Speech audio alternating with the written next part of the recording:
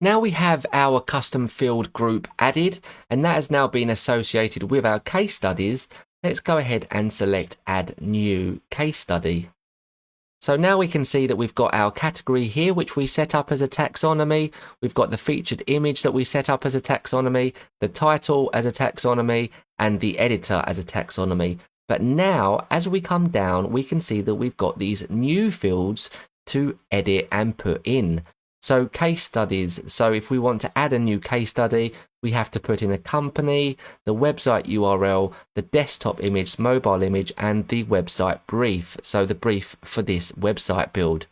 So now, if you're familiar with working with WooCommerce and adding products or anything like that, you'll probably be familiar with seeing custom fields anyway, because adding stuff like your regular price, the barcodes, short descriptions, all of that we have when we add a new product, these are just basically custom fields that we can put in. So when we are displaying a product on a page, whether that is on a category page with multiple products or the actual product page itself, all of the different elements of that page is basically being dynamically injected from this custom post type, from the information that we put in.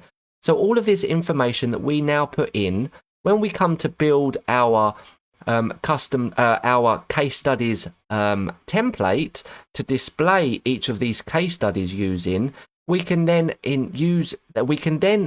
determine the dynamic content that we want it to be displayed with. So we can then pull the correct company for the case study we're displaying, the correct website URL, the correct images, so that it is all within just that one case study. Now, again, this might sound confusing for now, but again, bear with me as we work through this, because again, you'll see how very easy it is, and again, just how powerful this can be.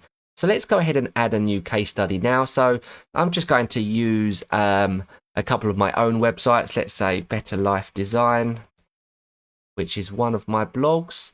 So Better Life Design, categories here, this is a blog, so I'm going to add a new blog now. Now, featured image, I have actually attached some images here. So if you wanted to go ahead, I'm actually going to sort these by name. If you wanted to go ahead and add and drag all of these images in, we're going to use these images for this. If you're working along with me, that is. Of course, you might have your own, but this is just to show you what it might look like. So this Better Life Design, that is this one here. This is the featured image. We also have the desktop and we also have the mobile. So for the featured image, I'm just going to use the featured image. I'm going to add that in there. Now here we could add in whatever we wanted. In fact, we could use this bit, the editor, as a place to put in the brief, right? Rather than having this website brief down here, we could have the brief here. But it just makes more sense to have website brief here, because if you've got multiple admins for your website, you might have, building this for a client where they've got a team of 10 or 20 people. Sometimes these custom fields down the bottom where we can actually say specifically what we need them to put in, it can actually make more sense and it's easier for them to follow along with. So we could just work with what we've got down here within the custom fields. So the company is Better Life Design. Or let's just say the company is called, although it's not registered as a company, Better Life Design Ltd. The website URL, now it does need to be with the HTTPS. So I'm going to just copy and paste the whole URL in. Come back and paste that in. So the desktop image, let's go ahead and select the desktop image. I'm going to select attach. The mobile image, I'm going to go ahead and select the mobile image. Now, in case you're wondering how I got that mobile image, I use a Chrome extension called, let's just show you what it is called. Let's say that I wanted to capture what this looks like, this website as it is. Of course, we can't photograph or screenshot this whole page. So what we can do is use this Chrome extension called Go Full Page. So by clicking that, is literally just taking a photo of this whole website and it's going to display what that looks like here. So really, really cool Chrome extension. All you have to do, Go Full Page, Chrome extension. I'm sure it will come up. There we go. First result. and you can then take a picture of that whole website. So this is what it looks like as a desktop. Now, of course, if you wanted to take it as a mobile, just make it a mobile size. So this is now mobile size.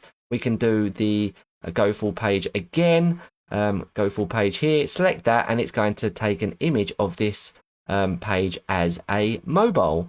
So again, that is how we can get our images for different web pages. So that's a pretty cool Chrome extension to use. So that is how I got these two images here. So let's just add them now. So website brief, let's say client asks us to build a modern dynamic website for their or website as their own personal blog.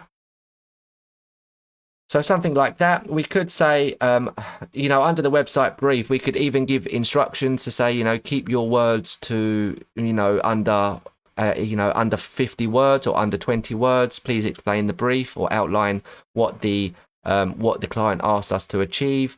You know, these are all different things that we can add into these custom fields. So I'm going to leave that as that. That is okay. We can see that all of those have been completed. Better Life Design has been added up there. In fact, I could call this betterlifedesign.com. I'm going to leave that like that. And once that is all done, I'm going to go ahead and publish that. So I'm going to select publish. Now, if we come along to post, publish and view post, let's see what this actually looks like now. So we can see at the minute, this case study post that we just added, just as if we was to add a page or a post or anything else, this case study post that we just added is just nothing is being displayed. And that is because we haven't built a template for this yet. So just like we build a template for our products, a template for our blogs, for our blog posts, templates for just about anything that we want to create a template with using Elementor, you know, we need to also create a template for this case study.